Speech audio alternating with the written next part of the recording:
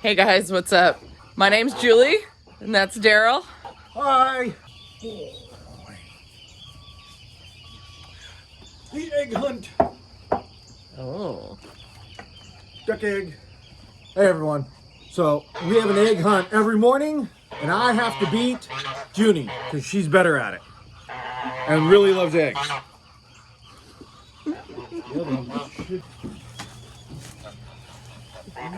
Yeah, there was none there yesterday.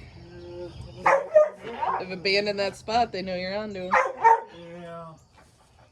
Could be anywhere. She's like, you have one. Give it to me. It's a big one. It's, hi, Mama Bear. It's brown duck's egg. Yeah. Hi. Oh, girls. Go play. Go play. Good morning, gooses. It's about 6:30 in the morning and we're trying to get our chores done. And the first thing I do is check on any baby animals. And that means these baby turkeys. Oh my goodness, gooses. And everybody is hungry and frustrated in the morning, so I'm gonna get to it.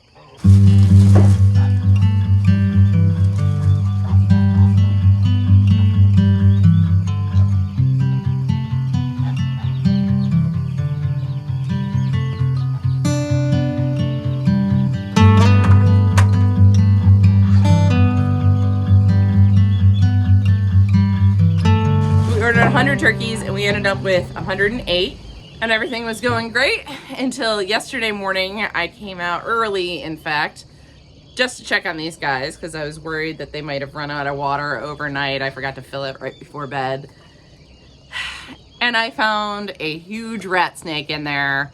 And he was sleepy because his belly was entirely full of baby turkeys.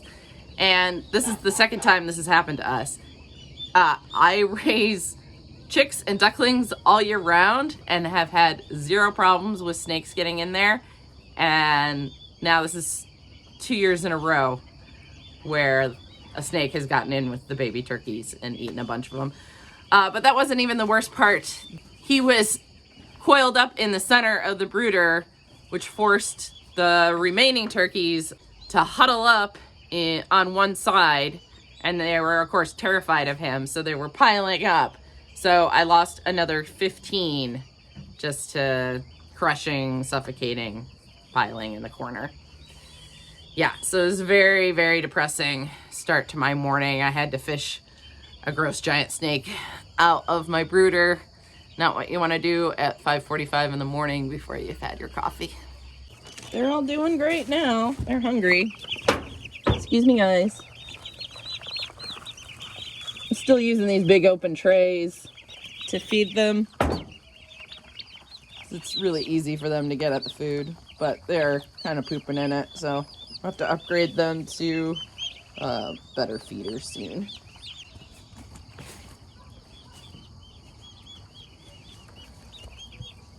Excuse me. Excuse me. Yeah, I know you like to stand in it. There you go. All right. All right, I just got to fill up one of their waters and then the turkeys are done. Guys. Happy turkeys. All right, I'm going to close you up. So we even have this protective hardware cloth lid on this brooder, but there's not much you can do to prevent snakes from getting in there. I think he just lifted it up and slid in. Daryl had a good idea to start putting like cinder blocks or weights on it. So it's a little harder for him to do that. But at least the rest of them are still doing great. Yes, ducks. I'm gonna feed you next.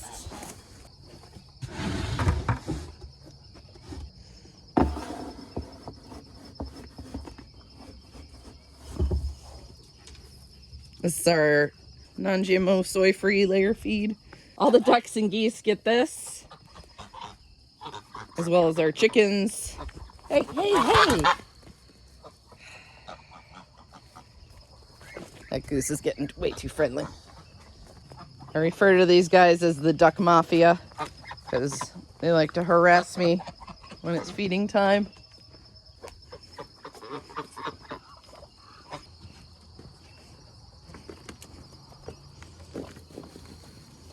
So I mentioned in the last video that I just picked up 2 of these French Toulouse geese. And you might notice that there is only 1 now. And that's because her sister decided to go exploring. All our ducks and geese are truly free range. They can go wherever they want. They went back by the pigs for some reason, got shocked by their fence, got scared, and one of them ran off into the woods, never to be seen again. The other one kind of ran off into the woods too, but came immediately back and has been sticking with these other geese from that point on. But yeah, we went and looked for that other goose, and yeah, I tried to follow her when she took off, and felt like I was just chasing her deeper into the woods. So I was hoping that she would hear them calling and come back. But best case scenario, she found a different farm. There's a guy in the back that's got a bunch of birds. There's a guy like 2 houses over on this side of us that's got a bunch of birds. So hopefully she found another flock to join. But yeah, really, really sad because I was so excited to get some Toulouse geese finally. But I still have this one beautiful girl. So it's just the way it goes.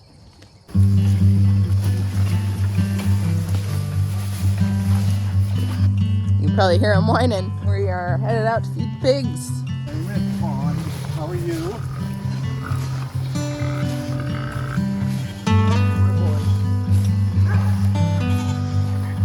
Little Miss Amy Pond continues to do awesome. Where are your babies this morning? They're in the back. And there's Donna sticking her nose out. She's ready for breakfast.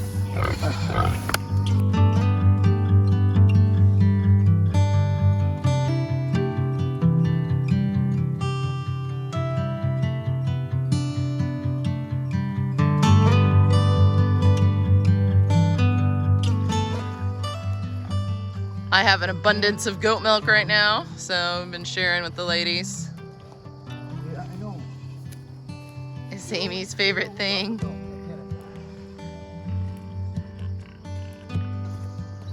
Now over to feed the Herefords. Well, the boys. Connor and the boys.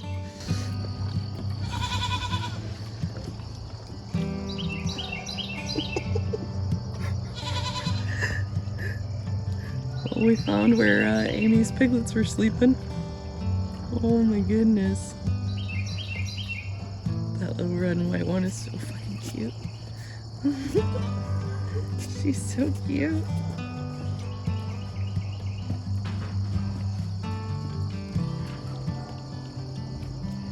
Hi, little spotted guy. I see you in there. I see you.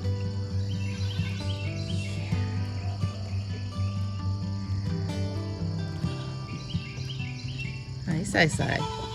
Are you watching those babies?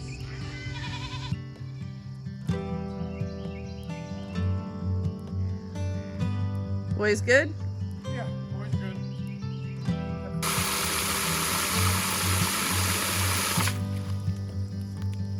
We had this giant holly tree fall last weekend. And luckily it didn't do too much damage. It was on the fence, but we were able to get it off without it damaging anything. Daryl typically does the Saturday farmers market, but he will feed the pigs in the morning before he goes because it can be a little bit treacherous with these giant pigs.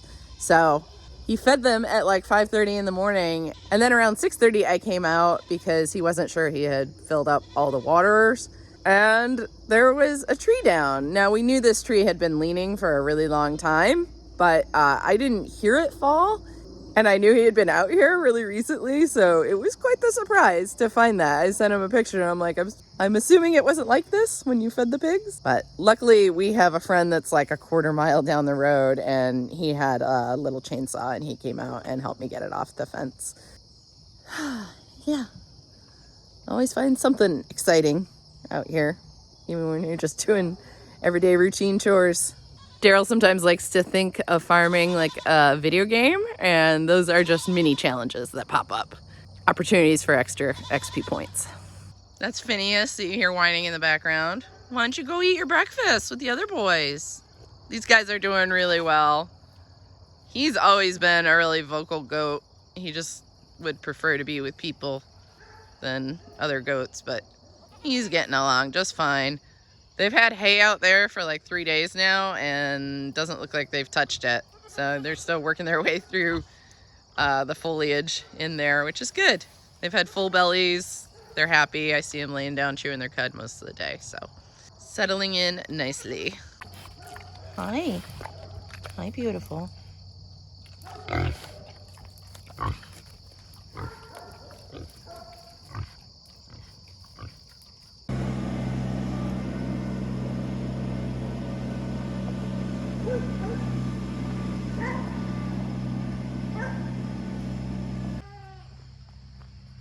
That's one of my new goats. I'll introduce you guys to her and her brother shortly.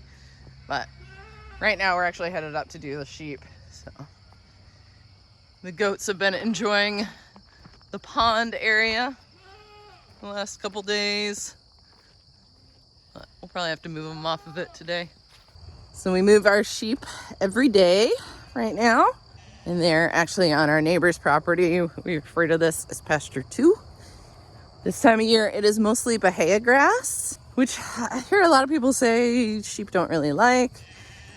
We've had some bahia hay in the past they weren't terribly crazy about, but they seem very satisfied with this field. It's putting out quite a bit of really nice production right now, and they're hitting it at a really good time. So there they are. Daryl's grabbing the fence. We basically do a 3-fence system where we leapfrog. So they're always in 2 fences, and then we have 1 free that we use to make the next day's area. And they have been quite frisky lately. I think some of the ladies are starting to come into heat, and we've had a break in the weather, so it's cool. So they've been running around playing. It's good to see. Everybody's feeling good. We still have a couple of lambs that are struggling with parasites. It's mostly tapeworms and barber pole worm this time of year, but we're treating them and they're hanging in there. So fingers crossed they all come through. All right, I'm gonna help Daryl set up this fence. Yeah. No, I can't move. Yeah, I know. I'm coming to help you. That's what I meant.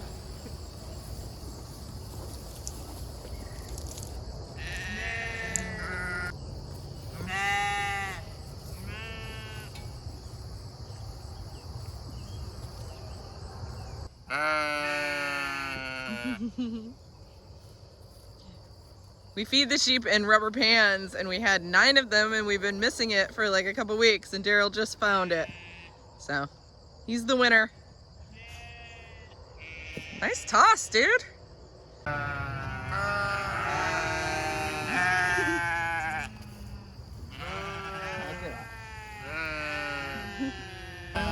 The dogs are really not supposed to be in this field. It's not fenced. But Maple loves helping with any herding of sheep and goats, even if we don't eat her. So. Juniper just wants to play.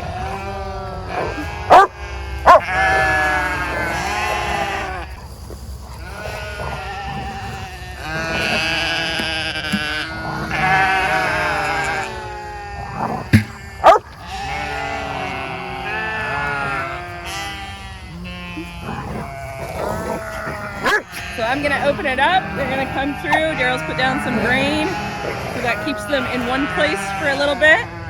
And then Daryl's gonna flip that outer side of the fence and marry it up with the end of the fence we just put up.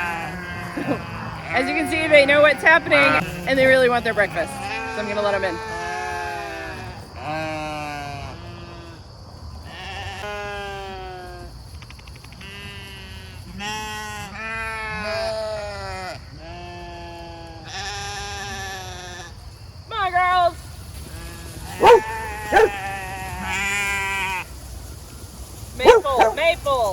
Unnecessary. Maple, stop.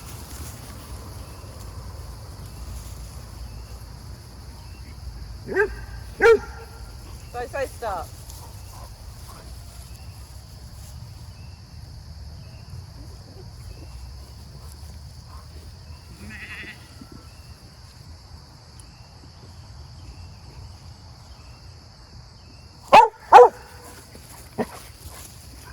Hold on, Mama.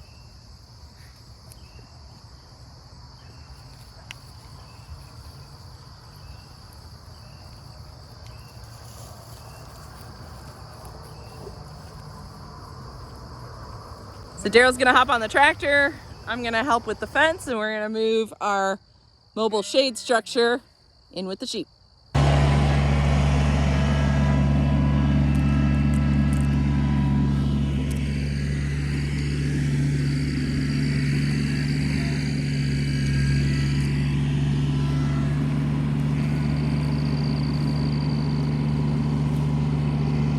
You might notice there's a little bit of chasing going on in there.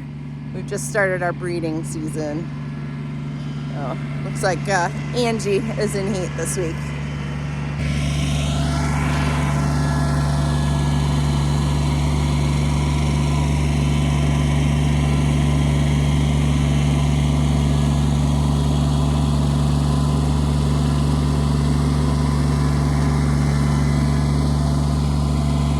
Good.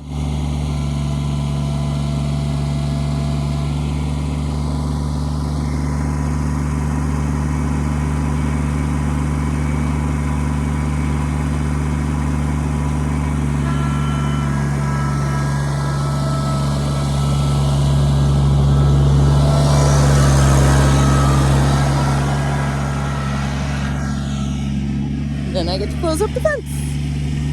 Daryl's gonna finish up here taking care of water for the sheep. We fill up a 40-gallon tub.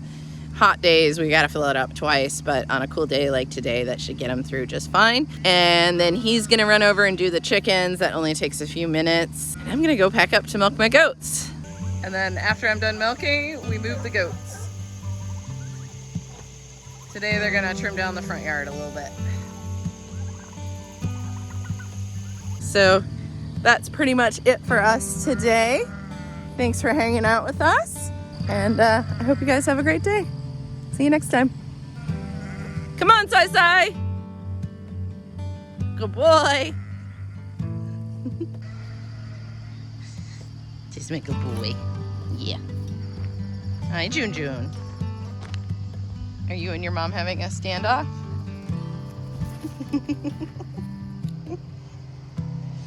I see her over there. Lurking in the grass.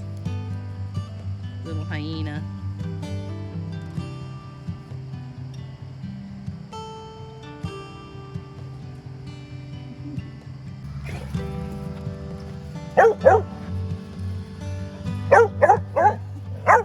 Girl's gonna play.